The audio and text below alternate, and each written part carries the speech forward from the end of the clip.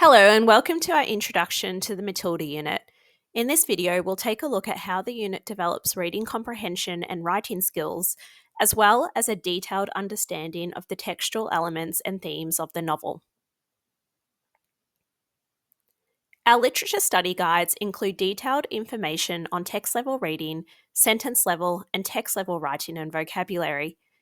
The study guides are organised by lesson, providing an overview of the intended learning and suggested teaching and learning activities for each lesson in the unit. For each lesson in a week, we describe the big ideas of the chapters we read, providing an overview of critical plot points and concepts, and preparing teachers to guide discussions about the characters and story. The reading mode section provides a suggestion for who might do the reading during the read aloud. Note that this is just a suggestion.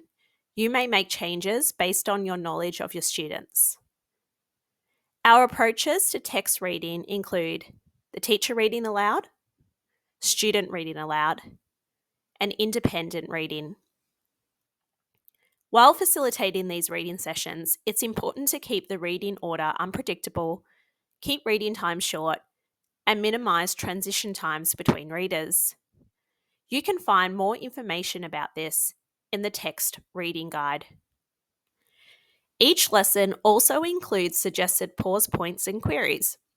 Pause points are strategic stops in the text for discussions, while initial queries are open, text-dependent questions aimed at deepening comprehension.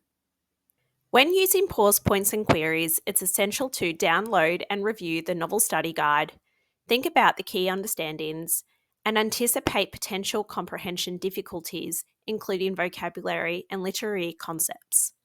Adjust questions as necessary without feeling compelled to use all the provided queries. To help develop a deep understanding of the text, we closely read each chapter using a mix of teacher, student, and independent reading. Over the weeks, we use pause points and queries to understand how Matilda is mostly isolated, but we see some key adults who support her. Asking questions at interesting plot points helps build discussion so teachers can scaffold understanding of difficult or dated concepts, such as the aggression of Miss Trunchbull or the neglect of Matilda's parents. Using good questions also keeps students engaged and builds comprehension. We also focus on literary terms and devices, helping students describe how these tools enhance an author's style and add depth to the text. Throughout this unit, we suggest teachers look at metaphor, alliteration, simile, personification, hyperbole, onomatopoeia, and repetition. Roald Dahl's wonderful use of vocabulary and literary devices are explored throughout, making sure students understand his particular style. There are also opportunities in text-level writing tasks to use some devices. Each week, we make suggestions for vocabulary, broken up into incidental vocabulary and explicit vocabulary. The incidental vocabulary section contains a list of Tier 2 words from Matilda that may require some explanation or the provision of a synonym. Classroom teachers will know their students best, and so can make good judgments about which of these words to elaborate on and which ones they may not address at all. It is not anticipated that teachers will spend time on all of these words. The aim of implicit vocabulary instruction is to support comprehension by providing some in-reading explanation while maintaining the natural flow of reading.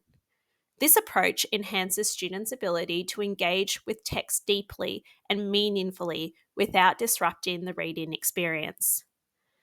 After reading, we provide 2 to 3 Tier 2 words for explicit teaching. Teachers have the flexibility to choose the number of words and which specific words to teach, tailoring the instruction to fit the needs and timing of their classroom context. These words are not just part of a single lesson, but are revisited in subsequent daily review sessions to reinforce learning and ensure retention. It's crucial to adjust these reviews to reflect the vocabulary taught to maximize the impact on students' vocabulary development. You can find more information about vocabulary instruction in the Vocabulary Teaching Guide. The final section contains lesson detail, which describes the way in which students will write about what they have read while learning key skills at both sentence and text level. Our sentence level writing sessions on Mondays to Wednesdays aim to teach various sentence types and structures and provide practice writing about reading material. Text level writing, scheduled for Thursdays and Fridays, focuses on teaching the macro and micro structures of genres and offers extended writing opportunities. Finally, we include supplementary nonfiction texts on Thursday and Friday to provide background knowledge, supporting comprehension, and enhancing writing skills. Throughout the unit, we explore a little bit of information about some of the books Matilda reads, including Great Expectations, The Lion, the Witch, and the Wardrobe, and limericks. Sometimes the information texts help build understanding of science or history.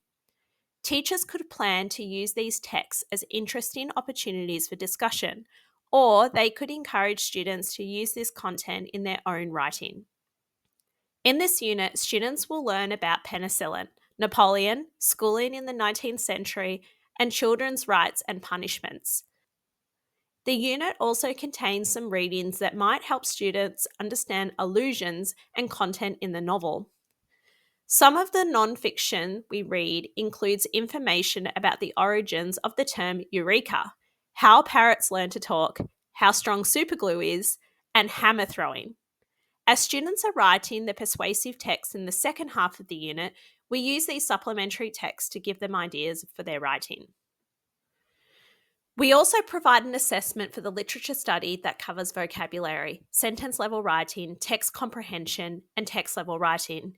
The assessment includes multiple choice and short answer questions, as well as prompts for narrative and persuasive writing. Let's take a closer look at Matilda and the specific skills and knowledge developed over the course of the unit. Each lesson has a specific reading focus from the text. We scaffold reading the whole novel by breaking it into sections that can be read and discussed in a lesson. We use a variety of reading modes, including teacher and student read-alouds and independent reading. As students read the novel, we identify the big ideas for each lesson. This helps guide the teacher in understanding which concepts might be worth discussing in each lesson. In week 1, we read chapters 1 to 4. The big ideas centre around how exceptional Matilda is and how unkind and unfair her family is. We learn that Matilda is an avid reader but is unsupported by her television-loving family. She plays tricks on them to pay them back for their unkindness. In the second week, we read up to chapter 8. In this section, we learn that Mr. Wormwood is quite stupid and nasty, but that Matilda has ways of paying him back for his unkindness to her. Matilda begins school and has a kind and supportive teacher called Miss Honey, but also a scary head mistress, Miss Trunchbull. We find out that Mr. Wormwood has already been to see Miss Trunchbull to tell her Matilda is dishonest and cunning.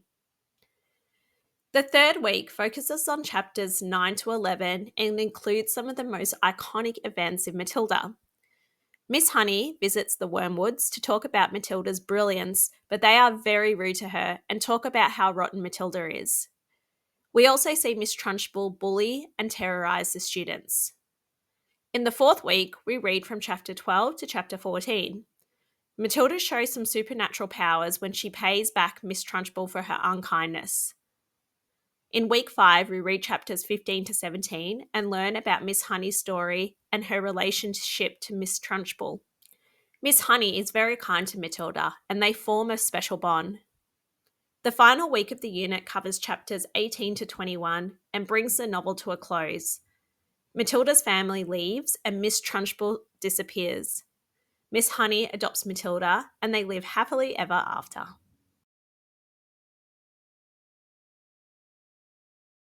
Three lessons of each week have a sentence level writing focus. This helps students learn to write detailed and fluent sentences to express their understanding of Matilda.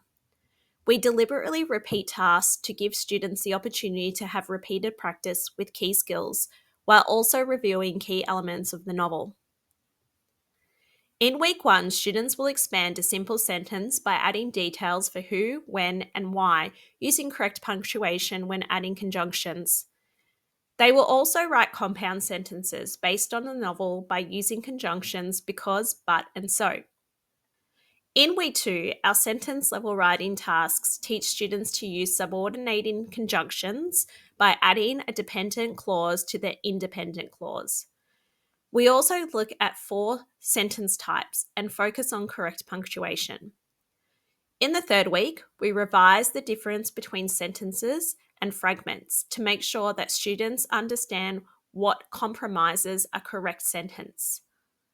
We provide opportunities for further sentence expansion, continuing practice expanding with who, when, and why, and introducing where details. In week 4, we look at how to convert commands into statements and questions. There are many examples of commands in the chapters we read this week. We also practice writing each of the 4 sentence types using explicit vocabulary covered this week. In the final 2 weeks of the unit, we put all this sentence level writing into practice by writing topic sentences and supporting details to help support the persuasive text level writing tasks.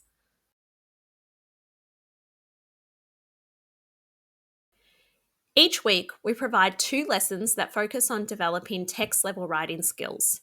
The text level writing tasks for this unit include both narrative and persuasive writing. The first 3 weeks focus on narrative writing, and for weeks 4 to 6 focus on persuasive writing. In each case, we carefully scaffold the writing opportunities so that students are fully supported to plan, write, and edit a full text. We provide mentor text for both purposes so that teachers can model each step. To support students to write narrative, we begin by planning and writing a description of a character and a setting for the introduction. We then scaffold how to plan and write an action paragraph and a problem paragraph to keep the story going. Finally, we model how to write a resolution and a conclusion. Students are encouraged to plan, write, and review each part. The second part of the unit gives students the opportunity to write a persuasive text. From week 4, we built understanding of the structure and language features of a persuasive text. We provide a topic and a mentor text that allows teachers to model the writing at each step. Students learn about rhetorical questions and emotive and high modality language. They begin by writing a carefully structured introduction. We scaffold students' thinking about key arguments and supporting ideas, then model writing a single paragraph based on their side of the argument. Students then write a second and third body paragraph and a conclusion. At each stage, they are supported by a mentor text and carefully structured lessons that break the writing into manageable chunks. The Matilda unit has been created to provide support for your teaching. The unit documents, as well as the associated lesson materials, are adaptable for the needs of the students in your class. We hope that you and your students enjoy teaching Matilda.